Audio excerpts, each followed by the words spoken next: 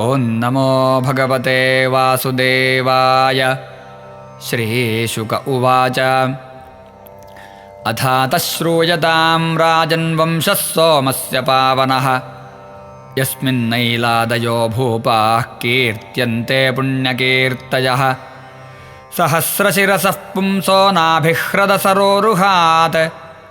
जातस्यासीत् सुतो धातुरत्रिः पितृसमो गुणैः तस्य दृग्भ्यो भवत्पुत्रः सोमोऽमृतमयः किल विप्रौषध्युडुगणानां ब्रह्मणा कल्पितः पतिः सोऽयजद्राजसूयेन विजित्य भुवनत्रयम् पत्नीं बृहस्पतेर्दर्पात् तारान्नामाहरद्बलात् यदा स देवगुरुणा याचितो भीक्ष्णशोमदात् नात्यजत्तत्कृते जज्ञे सुरदानवविग्रहः शुक्रो बृहस्पतेर्द्वेषादग्रहीत् सासुरोडुपम् हरो गुरुसुतं स्नेहात् सर्वभूतगणावृतः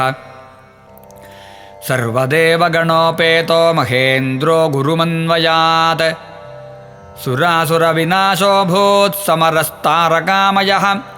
निवेदितोऽथाङ्गिरसा सोमन्निर्भर्त्स्य विश्वकृत् तारां स्वभर्त्रे प्रायच्छदन्तर्वत्नीमवैत्पतिः त्यजत्यजाशु दुष्प्रज्ञे मत्क्षेत्रादाहितं परैः नाहं त्वां भस्मसात् कुर्यां स्त्रियं सान्तानिकः सति तत्याजव्रीडिता तारा कुमारं कनकप्रभम् स्पृहामाङ्गिरसश्चक्रे कुमारे सोम एव च ममायन्न तवेत्युच्चैस्तस्मिन् विवदमानयोः पप्रच्छुरऋषयो देवानैवोचे व्रीडिता तु सा कुमारो मातरं प्राह कुपितोलीकलज्जया किन्नवोचस्य सद्वृत्ते आत्मावद्यं वदाशु मे ब्रह्मा ताम्रः आहूय समप्राक्षीच्च सान्त्वयन् सोमस्येत्याह शनकैः सोमस्तं तावदग्रहीत् तस्यात्मयोनिरकृतबुध इत्यभिधान् नृप बुद्ध्या गम्भीरया येन पुत्रेणापोढुराण्मुदम् ततः पुरूरवा जज्ञे इलायाञ्य उदाहृतः तस्य रूपगुणौदार्यशीलद्रविणविक्रमान् श्रुत्वोर्वशीन्द्रभवने गीयमानान् सुरर्षिणां तदन्तिकमुपेयाय देवी स्मरशरार्दिता मित्रावरुणयोः शापादापन्ना नरलोकता निशम्य पुरुषश्रेष्ठं कन्दर्पमिव रूपिणम् धृतिं विष्टभ्यललना उपतस्थे तदन्तिके सतां विलोक्य नृपतिर्हर्षेणोत्फुल्ललोचनः उवाच श्लक्ष्णया वाचा देवीं हृष्टतनूरुहः राजोवाच स्वागतं ते वरारोहे आस्यतां करवामकिम् संभ्रमस्व मया साकं रतिर्नौ शाश्वतीः समाः उर्वश्युवाच कस्यास्त्वयि न सज्जेत मनोदृष्टिश्च सुन्दरा यदङ्गान्तरमासाद्यच्यवते हरिरंसया एतावुरणकौ राजन्यासौ रक्षस्वमानदा संरंस्ये भवता साकं श्लाघ्यस्त्रीणां वरस्मृतः घृतं मे वीरभक्ष्यं स्यान्नेक्षे त्वान्यत्र मैथुनात् विवाससन्तत्तथेति प्रतिपेदे महामनाः अहो रूपमहो भावो नरलोकविमोहनं को न सेवेत मनुजो देवीं त्वां स्वयमागतां तया स पुरुषश्रेष्ठो रमयन्त्या यथार्हतः रेमे सुरविहारेषु कामञ्चैत्ररथादिषु रममाणस्तया देव्या पद्मकिञ्जल्कगन्धया तन्मुखामोदमुषितो मुमुदे हर्गणान् बहून् अपश्यन्नुर्वशीमिन्द्रो गन्धर्वान् समचोदयत् उर्वशीरहितं मह्यमास्थानं नातिशोभते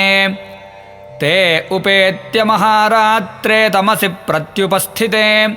उर्वश्या उरणो जह्रुर्न्यस्तौ राजनिजायया निशम्याक्रन्दितं देवी पुत्रयोर्नीयमानयोः हतास्म्यहङ्कुनाथेन नपुंसा वीरमानिना यद्विश्रम्भादहन्नष्टा हृदापत्या च दस्युभिः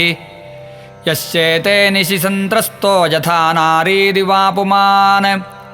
इति वाक्सायकैर्विद्धः प्रतोत्रैरिव कुञ्जरः निशि निस्त्रिंशमादाय विवस्त्रोऽभ्यद्रवदृशा ते विसृज्योरणौ तत्र व्यद्योतन्तस्म विद्युतः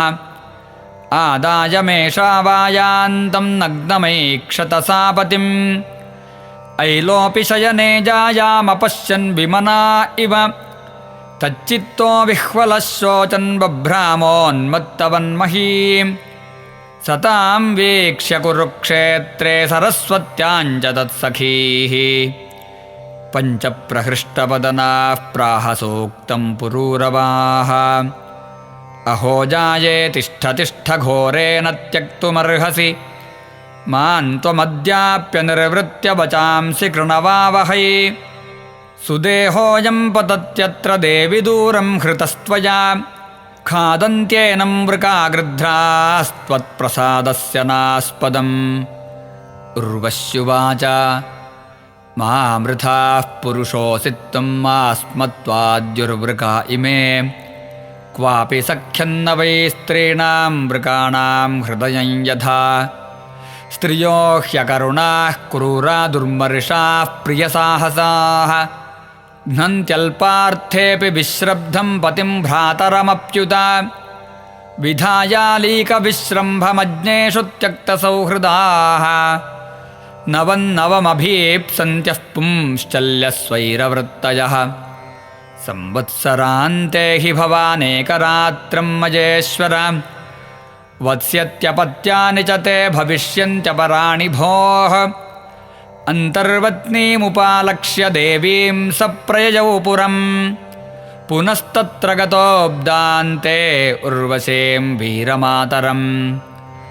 उपलभ्य मुदा युक्तः समुवासतया निशाम् अथैनमुर्वशी प्राह कृपणं विरहातुरम् गन्धर्वानुपधावे मां स्तुभ्यं दास्यन्ति मामिति तस्य संस्तुवतस्तुष्टा अग्निस्थालीन्ददुर्नृपा उर्वशीं मन्यमानस्तां सोबुध्यत चरन्वने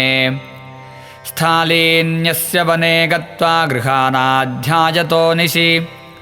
त्रेतायां सम्प्रवृत्तायां मनसि त्रय्यवर्तत